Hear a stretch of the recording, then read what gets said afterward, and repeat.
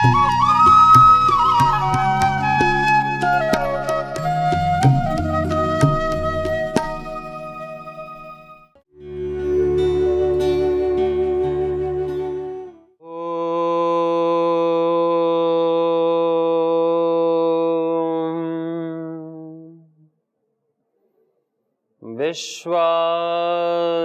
देव सवितर्दुरितानि परासुव यद्भद्रं तन्नयासुव।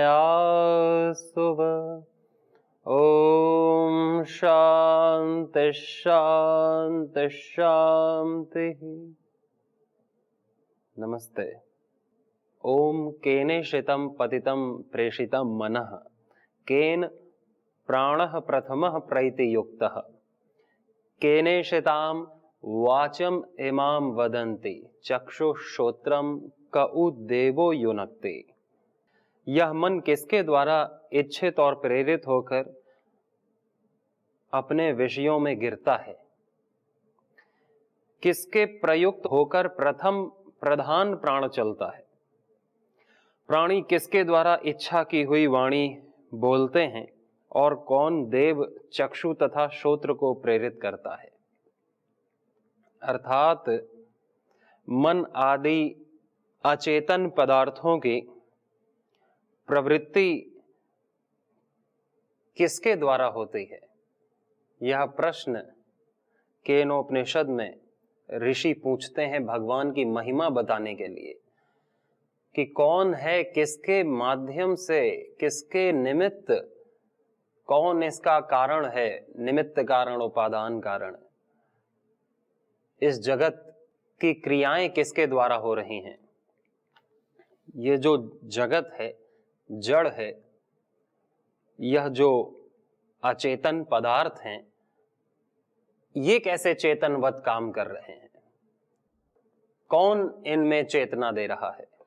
जैसे ये शरीर है, जड़ है, लेकिन ये भी जैसे चेतन हो, ऐसे हाथ कार्य करते हैं, ऐसे आंख पलके झपकती हैं, ऐसे मुख बोल रहा है, वाणी निकल रही है। इन अचेतन पदार्थों को कौन चेतनवत कर रहा है।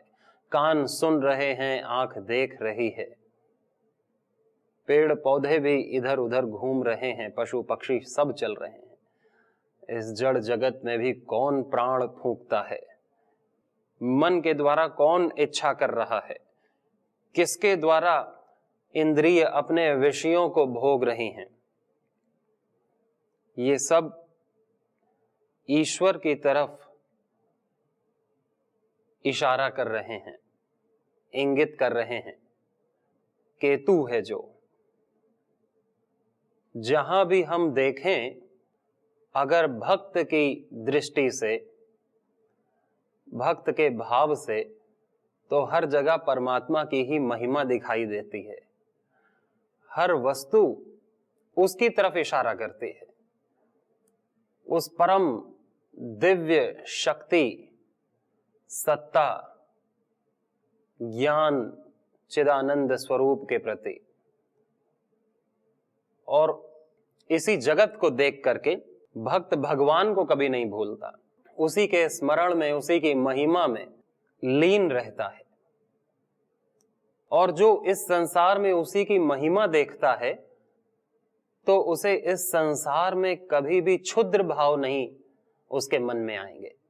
जिसके मन में अनंत बसा है, जो अनंत से संपर्क करके जिसका चित्त अनंत हो गया है, उसके चित्त में कभी भी अंतक विचार नहीं आएंगे, क्लिष्ट विचार, दुष्ट विचार नहीं आएंगे। महर्षि पतंजलि ने भी योग दर्शन में कहा, आसनों के लाभ की व्याख्या करते हुए, आसनों के विधि की व्याख्या करते हुए, स्थिर सुखम आसनम प्रयत्न शैथिल्य अनंत समापत्तिभ्याम, कि स्थिर पूर्वक आसन में बैठना और अपने प्रयत्न को शिथिल करते हुए अपने चित्त को अनंत में लगाना, अनंत की धारणा करना। जब हम अनंत की धारणा करते हैं, सूक्ष्मतम की धारणा करते हैं, तो हमारे सारे दुख गायब हो जाते हैं, हमारी सारे वासनाएं हमारे सारे अवसाद, बुरी आदतें, पीड़ाएं, दुख, हताशा, निराशा सब गायब हो जाता है इस मन से, क्योंकि मन ही एक आधार है सारे भावों को ठहरने के लिए। चाहे अच्छे भाव या बुरे भाव मन में ही आएंगे।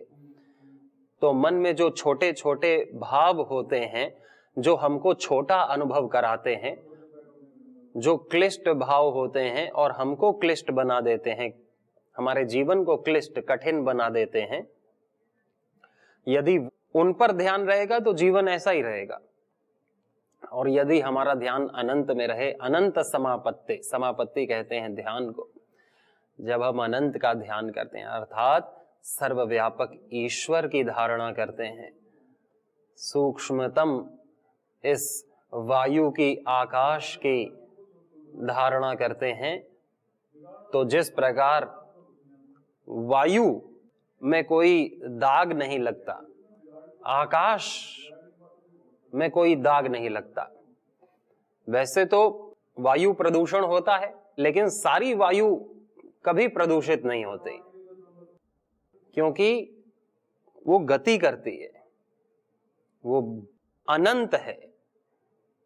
सारी वायु दूषित नहीं, और वो प्रदूषण खत्म हो जाता है अनंत में।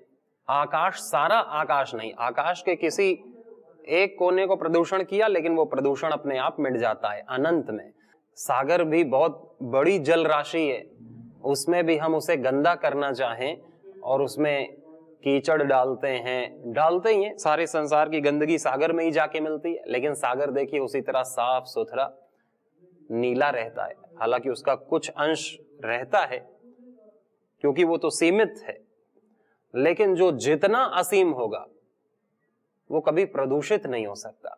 और यदि हम अपने मन को भी विराट बना लेंगे, मन जहां ध्यान लगाएगा मन वैसा ही हो जाता है। मन पुस्तक में ध्यान लगाएगा तो मन पुस्तक जैसा हो जाएगा, मन सूर्य में ध्यान लगाएगा तो सूर्य के आकार का हो जाएगा, मन अनंत में ध्यान लगाएगा तो अनंत के आकार का हो जाएगा। और मन अनंत के आकार का होता है तो मन में भी कोई बुरा भाव, गलत भाव, दूषित भाव नहीं ठहरता। ये महिमा है भगवान के ध्यान की, ये महिमा है अनंत में अपने चित्त को लगाने की। अनंत में चित्त लगते ही मन अमन हो जाता है, शांत हो जाता है, स्थिर हो जाता है। जो अनंत होता है वो कभी अस्थिर नहीं होता, क्योंकि वो हर जगह फैला हुआ है। अस्थिर होने के लिए जगह चाहिए कि जहां वो अस्थिर हो सके, हिल सके। इसलिए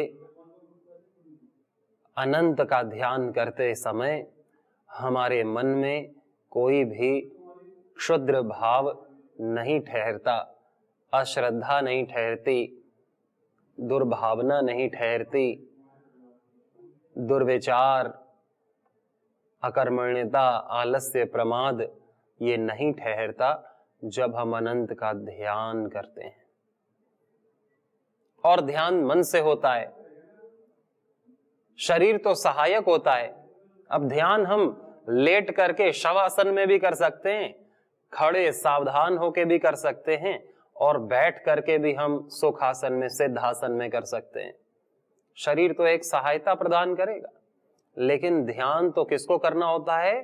मन को करना होता है। ये नहीं कि हम इस तरह ध्यान मुद्रा में पद्मासन में बैठ गए तो हमारा ध्यान लग जाएगा या हम ध्यानी हो जाएंगे। ध्यान के लिए तो मन को अनंत होना होता है। इतना अनंत हो मन कि मन में कोई आकार ना हो, मन में कोई रूप ना हो, मन में कोई नाम ना हो, मन में कोई सीमित विचार ना हो, क्योंकि सारे विचार सीमित ही होते हैं, सारे रूप भी सीमित होते हैं, सारे नाम भी सीमित होते हैं, सारे गुण पदार्थ भी सीमित होते हैं। तो उन सीमाओं का ध्यान करने से मन सीमित हो जाता है, और सीमित चीजों में फिर राग द्वेष हो जाता है।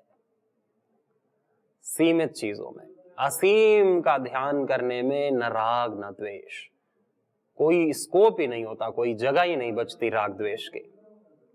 इसीलिए जो सबके पीछे कार्य करता है, ईश्वर जिसकी उपासना करनी योग्य है सबके प्रति, वही इस मन का कारण है। तो ये जो प्राण चल रहे हैं इसका कारण है, ये जो हम वाणी बोल रहे हैं इसका कारण है, जो हम चक्षु और श्रोत्र हमारे कार्य कर रहे हैं इसका कारण भी है परमात्मा।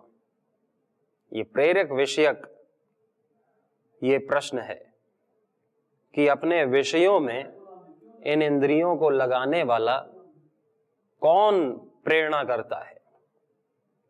तो ईश्वर प्रेरणा करता है। और फिर बोला केनोपनिषद के ऋषि ने, श्रोत्रस्य श्रोत्रम, आत्मा का सर्व नियंत्रित्व दर्शाया कि आत्मा से ही सब कुछ नियंत्रण हो रहा है। इसी आत्मा से, हमसे सब कुछ नियंत्रण हो रहा है, क्योंकि हम ही आत्मा है। उस आत्मा के अनुभव करना ही योग है, उस आत्म तत्व में स्थिर होना ही योग है। उसी से हमें ज्ञान की प्राप्ति होती है। अन्यथा अपने को हम कुछ और मानते हैं और फिर अज्ञान आता है हमारे भीतर। हम अज्ञान नहीं त्याग कर पाते कि हम अपने आप को कुछ और माने, पुरुष माने, बंगाली पंजाबी माने, काला गोरा माने, मोटा माने, पतला माने, सुंदर माने, कुरूप माने, अधिकारी माने, दरिद्र माने, धनी माने। ये सारे हम आइडेंटिटी अपने स्वयं से जोड़ते हैं।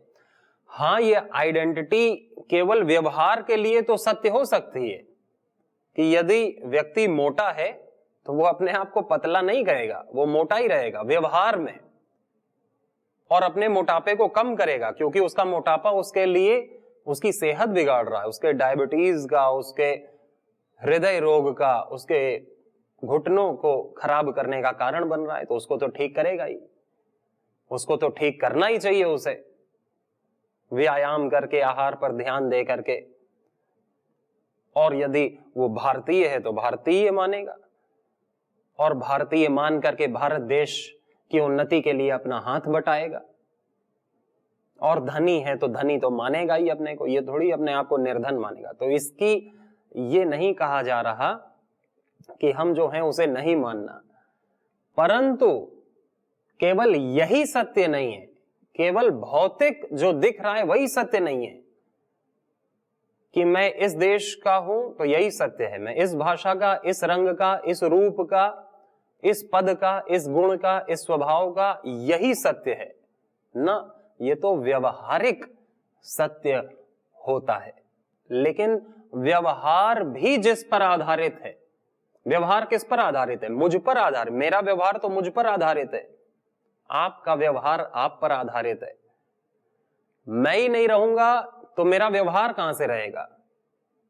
व्यवहार किस पर आधारित है?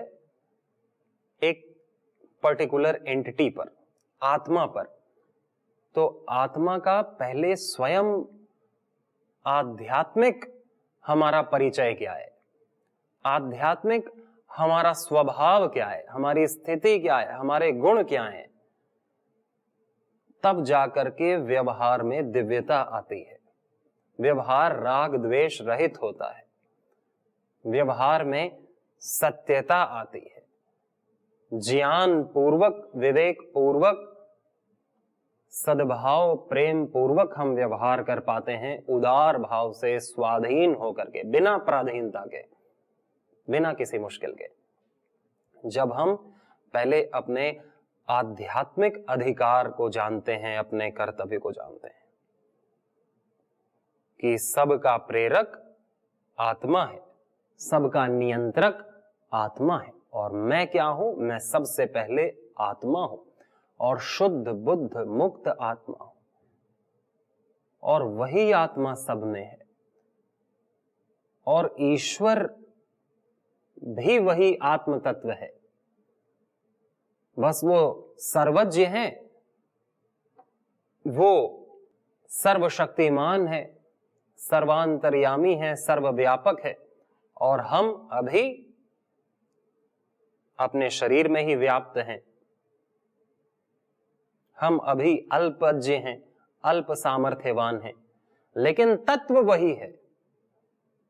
वही आत्म तत्व परमात्मा में भी, वही आत्म तत्व जीव में भी।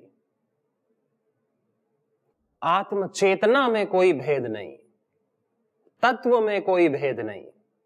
चेतना के स्तर में तो भेद हो सकता है, ऋषि की अलग चेतना है, देवता की अलग चेतना है, सामान्य व्यक्ति की अलग चेतना में जीता है, लेकिन चेतना वही है। उसकी गहराई में तो घुसा जा सकता है, उसकी चेतना को तो व्यापक किया जा सकता है, लेकिन तत्व में कोई भेद नहीं। चेतना के अमरत्व में कोई भेद नहीं। चेतना के अनादित भाव में, अनंत, अनादि, नित्य, अजर, अमर, अविनाशी जो चेतना जीव की है, वही चेतना परमात्मा की, और उसी के नियंत्रण में सब कुछ। हमारा यह पूरा क्षेत्र, हमारा ये देश जिसे शरीर कहते हैं, ये कार्य कर रहा है।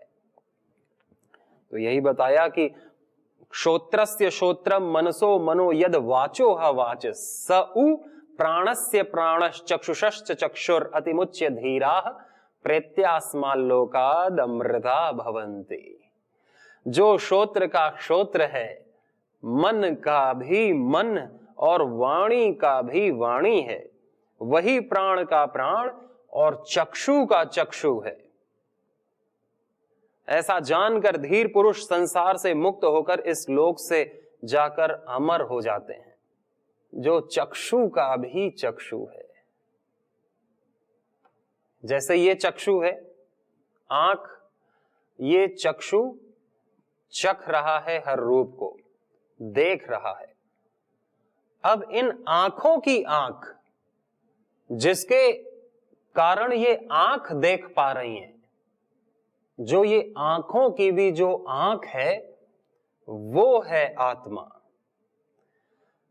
कान सुन रहा है, लेकिन जो कान के भी कान हैं, श्रोत्रस्य श्रोत्रम, वह है आत्मा।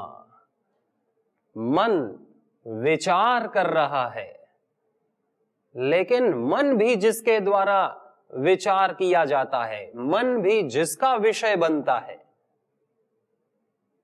मन का भी जो मन है, मनसो मनो, वह है आत्मा। यद वाचो हवाच, वाणी की जो वाणी है, वाणी भावों को प्रकट कर रही है, व्यक्त कर रही है, बोल रही है, लेकिन जिसके द्वारा वाणी बोली जा रही है, वाणी भी जिसके द्वारा प्रकाशित हो रही है, जो ना हो तो वाणी भी प्रकाशित ना हो पाए, तो वाणी जिसको प्रकाशित किसको कर पाएगी? किस अक्षर को, किस भाव को? भाव वाणी के द्वारा प्रकाशित हो रहे हैं, और वाणी जिसके द्वारा प्रकाशित हो रही है, जो वाणी की भी वाणी है, वह है आत्मा। सौ प्राणस्य प्राणः, प्राण तो हमको जीवन दे रहा है, इस व्यवहार में ला रहा है, लेकिन प्राण को भी जो व्यवहार में लाने वाला है, प्राण का भी प्राण है, प्राण भी जिसके कारण से क्रियाशील हैं, जीवित हैं, प्राण में भी शक्ति जिसके कारण से है, वह है आत्मा। सबका प्रकाशक, सबकी लाइट, सबका सोर्स, सबकी ऊर्जा, हर इंद्रिय की, हर मन की, हर प्राण की, वह है आत्मा। और चक्षुषश्च चक्षु, जो आंख की भी आंख है, अतिमुच्य धीराः, ऐसा जानकर, जो इस आत्मा को ऐसा जान लेता है कि यही सर्वोत्कृष्ट है, यही सब कुछ है, यही सबका आधार है और यही सबका नेता है, धीर पुरुष संसार से मुक्त होकर इस लोक से जाकर अमर हो जाते हैं, इस लोक से जाकर अमर हो जाते हैं। अतिमुच्य धीराः प्रेत्यास्माल्लोकाद अमृता भवन्ते, अमृत को प्राप्त करते हैं, यानी अमर हो जाते हैं इस लोक से जाकर। किस लोक से जाकर? जो हमारा बनाया हुआ लोक है। एक तो ये लोक है जो भगवान का बनाया हुआ है। हमारा मन जैसा देखता है, जैसे इस मन की दृष्टि होती है, वैसी सृष्टि हो जाती है हमारे लिए। चोर को हर व्यक्ति चोर दिखेगा और हर चीज चुराने योग्य दिखेगी। काश इसे भी चुरा लूं, प्लॉट देखेगा ये प्लॉट चुरा लूं, कपड़े देखेगी ये कपड़े चुरा लूं, कोई मोबाइल देखेगा मोबाइल चुरा। जो चोर है उसकी बुद्धि तो ऐसे ही दिखेगी। तो जो जैसा होता है उसको ये संसार वैसा दिखता है। ये संसार कैसा है? ये संसार जैसा है वैसा ही दिखे तो कल्याण हो जाए, लेकिन ये संसार जैसा है वैसा नहीं दिखता। ये संसार कुछ अलग भासता है। तभी तो कुछ कागज के टुकड़ों को देख करके मन बदल जाता है, व्यक्ति भ्रष्टाचारी हो जाता है। किसी रूप को देख करके व्यक्ति दुराचारी हो जाता है। तो रूप में दोष थोड़ी है, दोष कहां है? दिमाग में, उसके मन में। और वही दोष वासना दिखाता है। आंख तो कुत्ते के पास भी है, आंख तो बिल्ली के पास भी है, चिड़िया के पास भी है। आंख में दोष थोड़ी है। आंख तो साधु के पास भी है, संत के पास भी है, पड़ोसी के पास भी है, मेरे पास भी है। लेकिन मेरी आंख जो दिखाएगी, क्या कुत्ते की आंख भी उसे वही दिखा रही है? पड़ोसी की आंख भी वही दिखा रही है? साधु की आंख भी वही दिखा रही है? ना, सबकी आंख अलग अलग दिखाती है। जाकी रही भावना जैसी, प्रभु मूरत देखी तिन तैसी। तो ये प्रभु की मूर्ति है ये संसार। इसको हम जिस भावना से देखेंगे ये हमें वैसे ही दिखाई देगी। रस्सी को कोई सांप समझ बैठता है अंधेरे में और डर जाता है, और रस्सी यदि उसके लपट गई तो हार्ट फेल भी हो जाता है, उसके रोंगटे खड़े हो जाते हैं, पसीने छूट जाते हैं। इसी तरह कोई कुछ भी देख सकता है अंधेरे में, किसी को भूत नजर आता है, उसी में हार्ट फेल हो जाता है, डर जाता है, चिल्लाता है कि मैंने सोचा भूत है। लाइट आती है तो देखता है अरे मैं तो पागल हूं, ये तो ऐसे ही गाय घूम रही थी, उसी की परछाई थी, या ये तो रस्सी लटक रही थी, मैं इसे सांप समझ रहा था। ये भ्रम होता है हमारी दृष्टि दोष के कारण से। सृष्टि की कोई गलती नहीं, भगवान की बनाई हुई इस जगत का कोई दोष नहीं, इन सुंदर रूपों का कोई दोष नहीं, किसी का कोई दोष नहीं। हमारी दुर्भावना का, हमारी आंखों में बंधे पट्टी का, हमारे अज्ञान का, हमारे देखने की जो गलत नजर है उसका कमाल होता है कि हम इस जगत से दुख पा रहे हैं। इसीलिए कहा कि यह जो संसार है, जो हमारा हमने बनाया हुआ, उससे मुक्त हो जाता है। जिस संसार में हम किसी से राग कर रहे हैं, किसी से द्वेष कर रहे हैं, किसी से प्रेम कर रहे हैं, किसी से घृणा कर रहे हैं, किसी की निंदा कर रहे हैं, किसी की स्तुति कर रहे हैं, किसी की चुगली कर रहे हैं, किसी की हानि कर रहे हैं तो किसी का लाभ कर रहे हैं, भेद कर रहे हैं, मेरा तेरा कर रहे हैं, अलग अलग मान रहे हैं, द्वेष कर रहे हैं, इन सब से मुक्त होकर व्यक्ति अमृत लोक में जाता है। अमृत लोक भगवान का लोक। तो ये भी तो भगवान का है, क्या ये भगवान का नहीं शैतान का है? लेकिन ये भगवान के लोक की तरह ही फिर हम इसे भी मानने लगते हैं। ये यथावत जैसा ये लोक है हम इसे वैसा ही स्वीकार करते हैं। वैसी दृष्टि, हमारी दृष्टि शुद्ध हो जाती है। हमारी दृष्टि शुद्ध हो जाए तो यही हमें स्वर्ग लगे, हमारी दृष्टि अशुद्ध होती है तो यही हमें नरक लगता है। दृष्टि शुद्ध हो तो नरक भी स्वर्ग लगेगा, और दृष्टि में दोष है, द्वेष, घृणा भाव है, तुच्छ भाव है, तो स्वर्ग भी नरक लगेगा। कहीं भी बैठा दो, राज गद्दी में बैठा दो, वहां भी जाके सुसाइड करेगा, ये सब मेरे काम, कुछ काम का नहीं।